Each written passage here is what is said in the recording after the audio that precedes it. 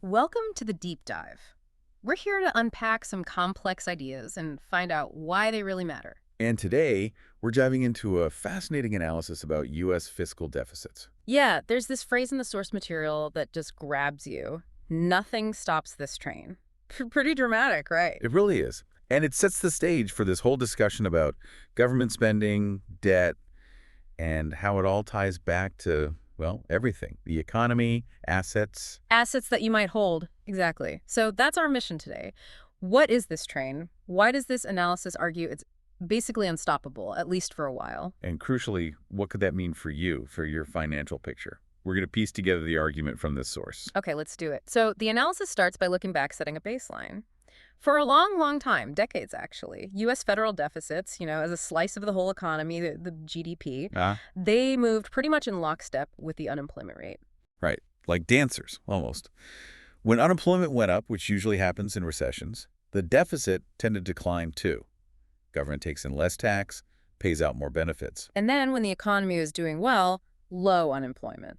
Deficits would usually shrink, people working, paying taxes, less need for support. It was a pretty reliable pattern. The source notes a brief exception, like during the Vietnam War in the 60s, some extra spending there. Sure, wartime always throws things off a bit, but the underlying relationship held for a very long time. But then something changed. The analysis highlights this big decoupling starting roughly around 2017. Yeah, this is where the story takes a turn.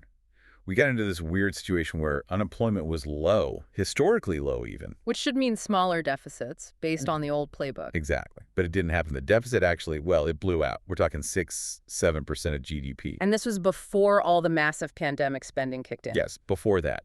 And importantly, it stayed high even afterwards, even when the economy was recovering and unemployment stayed pretty low. So it wasn't just a quick blip. It felt like a fundamental break from that decades-long pattern. A real structural shift, according to this analysis. Okay, so this persistent large deficit, even in good economic times, that's the train we're talking about. But why should you, the listener, care about government deficit numbers? How does the analysis link this to things that might affect you directly, like, say, your investments? Well, the connection is made pretty strongly, especially when looking at what happens to asset prices, particularly scarce assets. Scarce assets, like gold. Gold is the classic example used here. The analysis points to this long-standing relationship between gold's price and something called real interest rates. Okay, let's break that down. Real interest rates, that's basically the return you get on, say, a 10-year U.S. Treasury bond Uh-huh. after you subtract inflation. The source uses CPI inflation for this calculation. Correct. And for ages, there was this inverse correlation. So when real interest rates were high, meaning you got a good return on your treasury bond, even after inflation. Gold didn't do so well. Generally, yeah. But when real rates were low, or even negative, meaning inflation was eating away at your treasury returns. Gold tended to shine. Exactly. And the logic behind it, according to the source, is about competition. Gold and U.S. Treasuries, they're like the big primary reserve assets globally. Where central banks and big investors park their money. Right. So if Treasuries are offering you a decent yield above inflation, that's really attractive. Even though the supply of dollars in Treasuries keeps growing, that positive real return pulls money in. Makes sense. But gold, its supply growth is tiny, like 1–2% a year. It's genuinely scarce, but it doesn't pay you any yield. So if Treasuries aren't giving you a real return, suddenly holding that super scarce asset, gold, was a lot better by comparison. So you're not getting paid to hold the abundant thing. Might as well hold the scarce thing. That's the traditional thinking, yeah. But here's another twist, another decoupling the analysis points out happening more recently. Okay. Since around 2022, roughly, we've seen gold prices go up. And interestingly, Bitcoin prices too. Yep. Even while real interest rates have actually been relatively high, certainly much higher than the zero or near zero levels we had for years before that. Wait, so scarce assets are going up despite higher real rates? Yeah, That yeah. goes against the old pattern. It does. And the analysis suggests this challenges that old criticism, that Bitcoin was only a thing because interest rates were zero. The zero rate phenomenon argument? Right. This source argues, well, maybe something more fundamental has shifted in how investors are weighing scarcity against yield right now. Okay, so we've got deficits decoupling from unemployment, scarce assets decoupling from real rates. What does the analysis say is the root cause? Why is this deficit train different now? It seems to point to a really big change in where debt is coming from. Yes, this is absolutely central to the argument. It looks at the dynamic between private sector debt, like mortgages, corporate borrowing, that kind of thing, and federal government debt over, like, the last 70 years. And what was the old norm? For a big chunk of that time, say from the mid-50s up to maybe the early 90s, private debt usually grew faster than federal debt. The government's debt would spike during recessions, sure, when they had to step in, but generally the private sector was the main engine of debt growth. That feels intuitive. Businesses expanding, people buying houses. Pretty much.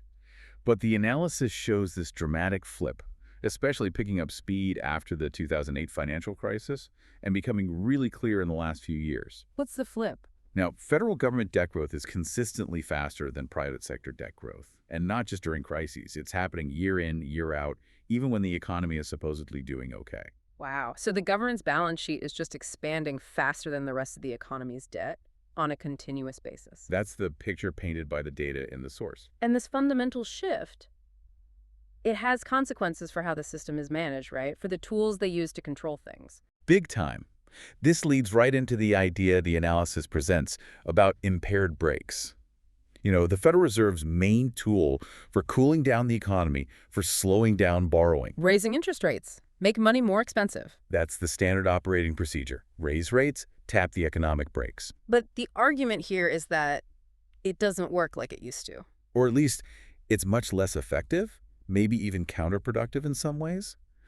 The analysis argues that because federal debt is now so massive, over 100% of GDP, raising interest rates has this unintended consequence. Which is? When the Fed hikes rates, the interest the government has to pay on all that existing debt just skyrockets. Oh, right. The interest expense on the national debt. Exactly. And the argument is that this increase in the government's interest cost, which directly adds to the deficit, happens faster and has a bigger impact now than the slowdown it causes in private borrowing.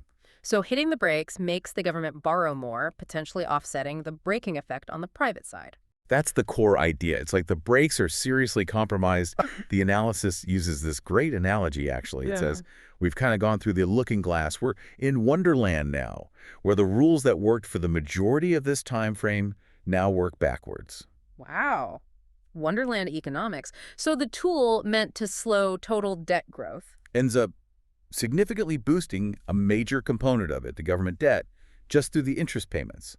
So the ability to really rein things in using the traditional method is seen as fundamentally weakened. Okay, that's a powerful concept. If the brakes are broken or working backwards, it helps explain why this deficit train seems hard to stop. The analysis gives two main reasons why it sees this path as basically set for the next decade or so. Yeah, two big drivers. The first one is deep. It's about the math and structure of the whole system.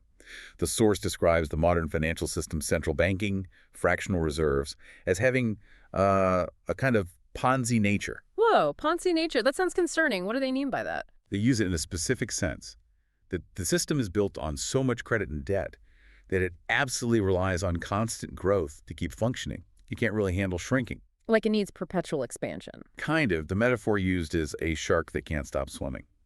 It needs that forward momentum, that continuous creation of new credit and base money. Otherwise, the whole structure becomes unstable. Debts can't get rolled over. Things could unwind very quickly. And the scale we're talking about is huge. Total U.S. debt, public and private combined. Over $100 trillion now. It's massive.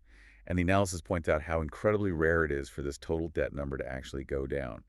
In over 110 years of data, it's only happened nominally in 5 years. 5 year out of 100 to 10. Yeah. 4 of those were deep in the Great Depression, 1930, 1934. The only other time was 2008, and it was a tiny dip, like 1%. And they didn't let that small dip go further. No way. The system was leveraged so high then, maybe 50 to 1 in parts. To stop that small deleveraging from causing a cascade, the Fed exploded the monetary base, the foundational layer of money, from about $1 trillion to $6 trillion almost overnight. Flooded the zone to prevent contraction. So the system's default response to stress isn't to shrink or correct, but to inflate the base, create more units. That's the interpretation. The error correction is always more units, more base money, more credit potential. Right. And the source frames our current era, post-08, as only the second time in a century, kind of like the 1940s with war spending, where the primary growth engine shifted decisively from private debt to massive, sustained federal deficits. Okay, so reason one is this inherent structure that needs constant growth and inflates to avoid contraction. What's the second reason the train is considered unstoppable? This one's maybe more intuitive. Human nature and politics. Uh, It's just really, really hard politically to cut deficits. Nobody wants higher taxes. mm-hmm. And people who receive government benefits really don't want those benefits cut. The classic political dilemma. And the analysis zeroes in on Social Security as a huge factor here. The Social Security Trust Fund built up a surplus, peaked around $3 trillion. Right, from contributions over the years. But now it's paying out more than it's taking in. It's being drawn down. Because of demographics. Baby boomers retiring. Exactly.